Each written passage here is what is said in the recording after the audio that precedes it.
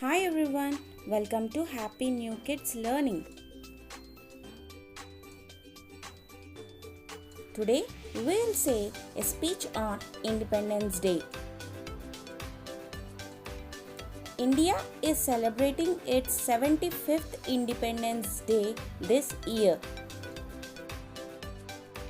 Every year we celebrate Independence Day on 15th August. We celebrate this day with great spirit of patriotism.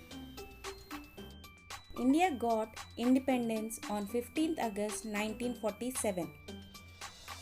On this day, we should remember our great freedom fighters like Mahatma Gandhi, Jawaharlal Nehru, Subhash Chandra Bose, Bhagat Singh and many others. The Prime Minister of India holds the national flag at Red Fort, Delhi. Indian Armed Forces conduct parade on this day. Schools and colleges also conduct flag hoisting. We salute the Indian flag and National Anthem. As a citizen of India, we should respect our nation.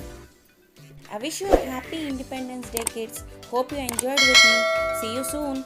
Please like, share and subscribe to my channel. Jai Hind.